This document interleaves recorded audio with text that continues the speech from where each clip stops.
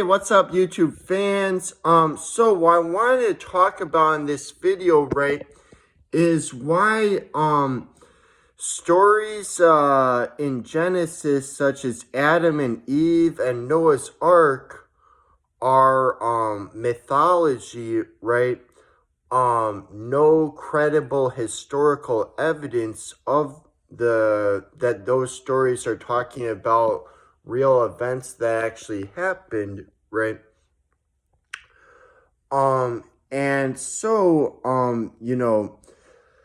the reason why I wanted to talk about this is, so based on those stories, right, many people will, like deny the scientific, consensus on various things such as the age of the universe, the age of the earth, the origin of species, um, and many people will take the stories in Genesis of like Adam and Eve, Noah's Ark, as though they are historical facts, and they'll teach that they are in many Christian schools, right?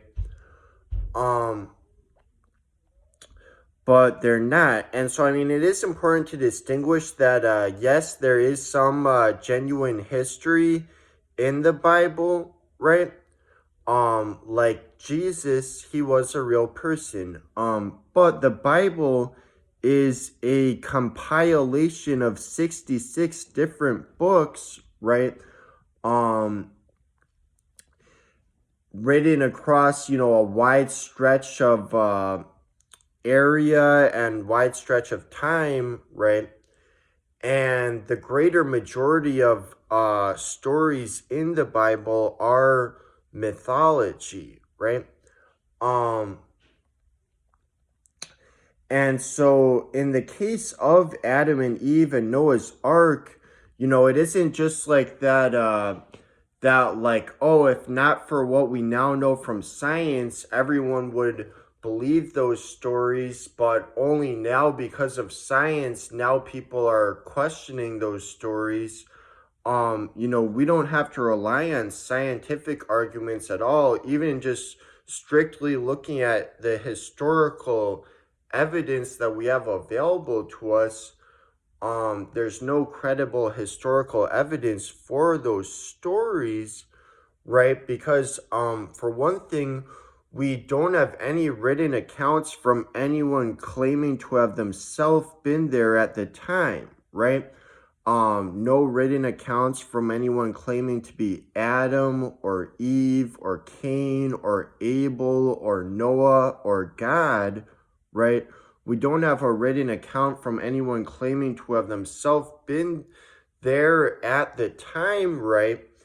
And we don't have multiple sources attesting to these stories, right? We allegedly have one source, Moses, who allegedly heard about these stories thousands of years after when they allegedly took place, right? And so, even if, like, let's say if there was no scientific evidence against those stories at all, there would still be no strong historical evidence towards them, not to mention that these are only one out of countless creation myths that humanity has made up. So it's not like these are the only creation myths.